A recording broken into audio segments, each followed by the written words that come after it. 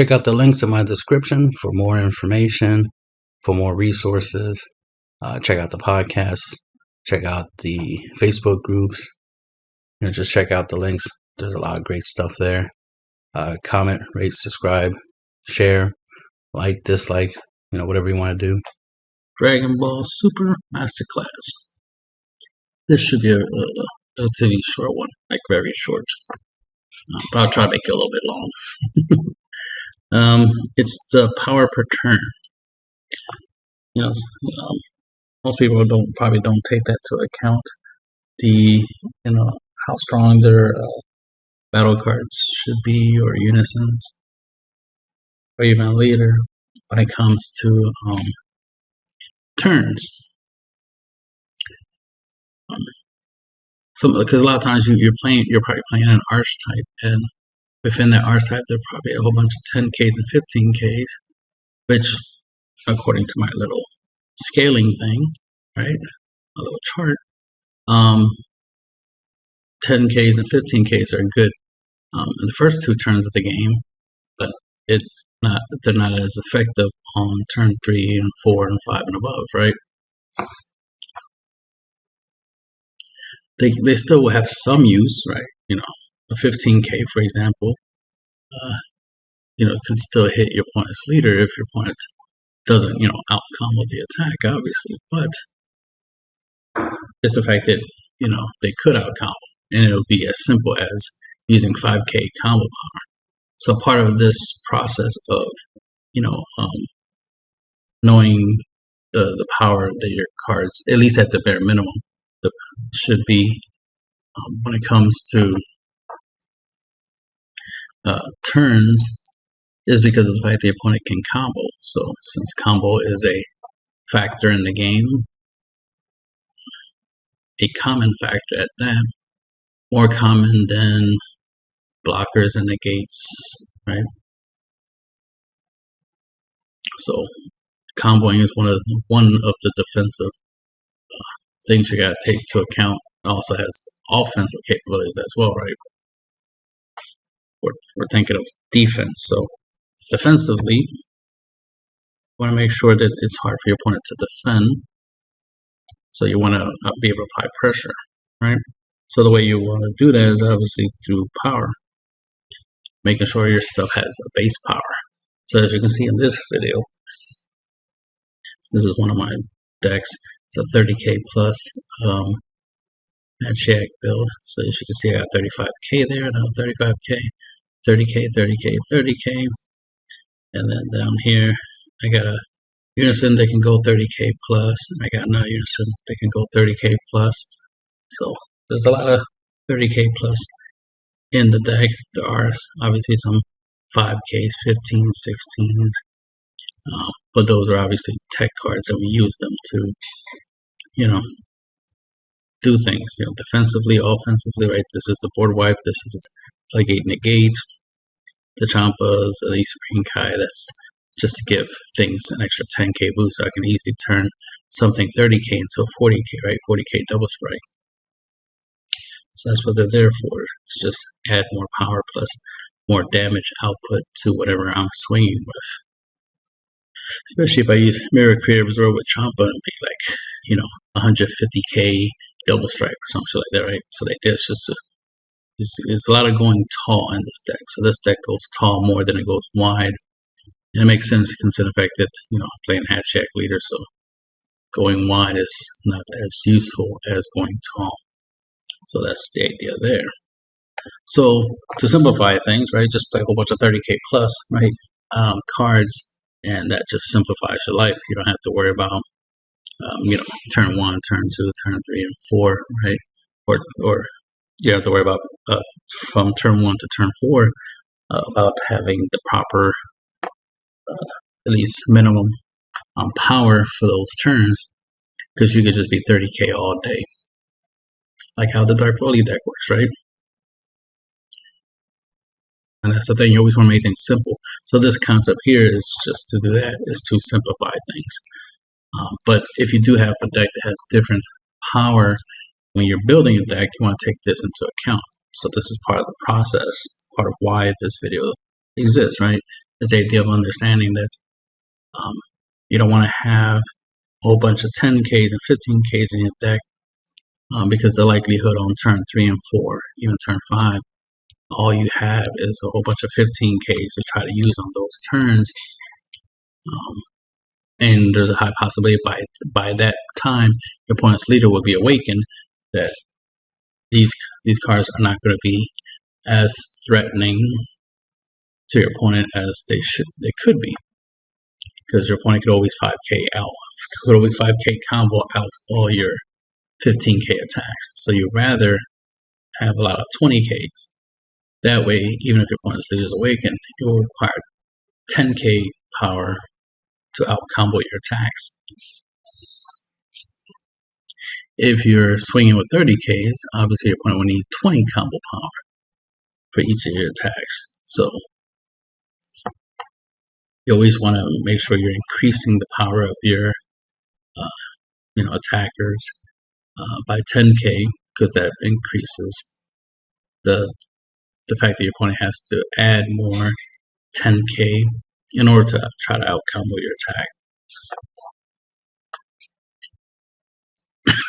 So as you can see, on turn 3 and 4, at minimum you want your power to be at least 20k, because I mean, for me anyway, definitely by around turn 3 and 4, my opponent will more likely be awakened.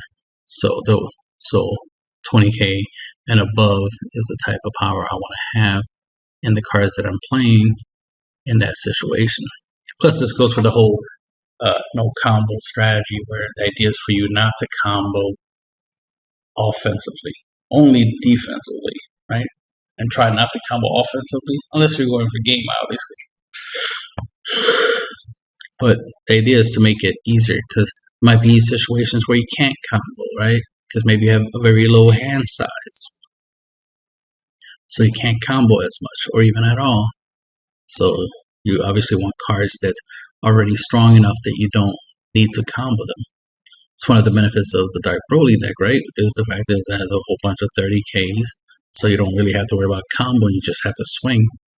So you'll do a lot of swing, no combo, swing, no combo, which is what I like to do. Swing and no combo, right? So keeping this in mind, having these base powers within these turns is very useful. Also, another way of thinking about it, it's just the idea, like in a fight, right? Goku wants to get stronger every time. He doesn't want to stay at his base, right? You want to get to the next level. You want to get to your Super Saiyan form, right? So you're not going to stay at a base power of 10k, right? You want to go up to 30k plus, right? You want to get stronger. So that's why you got to think about your cards getting stronger by the turns. Because if you're playing a 4-drop with 10k power or 5k power, that's not good. Like, for example, this Oceanus is a 5k, but it's a 5-drop. Technically, it's a 2-drop on your opponent's turn, right? But you get the point. It's like it's a 5k. It won't do much. Now, granted, I could combine it with a Champa, right, and make it a 15k double strike. That's decent, but all my opponent needs is 5k to out combo it. So in order for me to make it, a little bit harder for my opponent to out combo, not impossible, obviously, but harder, they have to use more resources. I'm gonna have to combo an extra 5k just to try to get myself up to 20k. But if I really want that double strike to go through, I definitely should try to get up to 30k. Right? So swinging with a 30k double strike is more ideal. Obviously, I could go beyond that. I could go 40k using a 30k battle card plus Champa. 40k double strike would be a way better number. And the higher you go, the harder it is for your opponent, which is what you always want. You always want to make the game easier for yourself but harder for your opponent, which is why playing stuff that's stronger, makes and using them makes it harder on your opponent and makes it easier on you, because you don't have to think about that much. Because I mean, recently I saw some stuff about people still wanting to know the best way to combo And I mean, my personal view, the way I play anyway, the best way to combo is not to combo. You want your opponent to be the one comboing, so let them worry about combo power. Let them worry about, you know, what cards they're going to keep in their hand, what cards they're going to get rid of to try not to take damage. You don't want to be in that position. You want to be in the position where your opponent is struggling to figure out what cards to combo and what cards not to combo. Plus, this speeds up time. I mentioned this before. It speeds up time, especially if you're playing competitively. You don't want to waste time. Be like, I attack, and then they're like, no negate, and then you're like, okay, time to combo. That's going to take some time because those are actions. And then you gotta wait for your opponent to combo, right? So then your opponent's going to try to out combo, which is going to take even more time. It's already going to take them time to try to out combo your attack. And then if you add the fact that you're comboing, right, you're adding more time. And time is, when you're playing competitively, is against you. So you're always trying to speed things up. And this is the kind of stuff I'm trying to promote, the idea of like people should try to play faster, as in try to avoid card effects of searches, try to avoid comboing, because that's just adding extra steps, to your turn. You want your turns to be kind of streamlined, right? Draw, charge, play something, attack, as many times as you can, and then end turn. You want to simplify it that way, right? But like I said, you want to make the game easier for yourself, but harder for your opponent. Because the longer it takes, or the harder it is for your opponent, the better for you. That gives you the advantage, because they're wasting time, and you're not, right? You're maximizing your time, and maximizing your time maximizes your win rate, right? Your the ability for you to get the W's that you so want, right? So don't want to keep on going any further. Just wanted to point out that keep this in mind. When you build your decks, you might want to make sure that your power goes up. So you want more 30Ks, for example. And secondarily, you want some 20Ks, but very few 10 to 15Ks, because they're only useful in turn 1, turn 2. After that, 10Ks and 15K, battle cards, unison, and stuff like that wouldn't be that advantageous. That's why sometimes you might notice most of my decks, I have like, obviously a 2-drop unison, for example, there'll be like a 15K, right?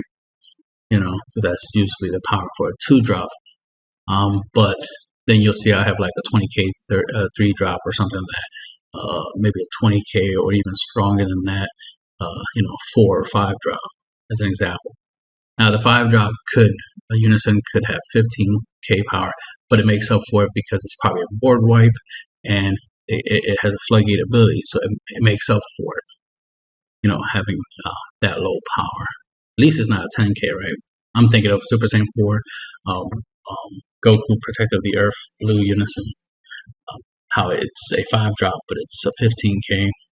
Would be nice if it was stronger, but hey, it makes up for being a board wipe and a floodgate all in one card. So beggars can't be choosers.